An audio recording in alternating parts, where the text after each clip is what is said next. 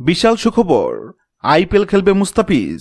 মুস্তাফিজকে দলে পেতে দ্বিগুণ টাকা দিতে প্রস্তুত কলকাতা। সব নাটক আর জল্পনার অবসান, মুস্তাফিজুর রহমান আবারও আইপিএলে ফিরছেন, আর তাকে দলে পেতে দ্বিগুণ টাকা দিতে প্রস্তুত কলকাতা নাইট রাইডার্স। এর আগে রাজনৈতিক কারণ দেখিয়ে মুস্তাফিজকে বাদ দেওয়ার গুঞ্জন উঠলেও বিষয়টি ঘুরে যায় ভিন্ন পথে। খবর অনুযায়ী মুস্তাফিজকে আইপিএল থেকে বাদ দেওয়ায় বাংলাদেশও টি-20 বিশ্বকাপ বর্জনের ঘোষণা দেন। এমন আশঙ্কায় পড়েছিল বিসিসিআই। এতে তাদের সম্ভবত ক্ষতি হতে পারত কোটি টাকার উপরে। ক্ষতির কথা বিবেচনা করেই পরিস্থিতিতে নরম হয় বিসিসিআই এবং তারা চায় মুস্তাফিজ যেন আইপিএল খেলেন এবং বাংলাদেশ দল যেন বিশ্বকাপ অংশ নেয়। এমনকি বাংলাদেশ দলকে সর্বোচ্চ নিরাপত্তা দেওয়ার আশ্বাসও দেয় বিসিসিআই।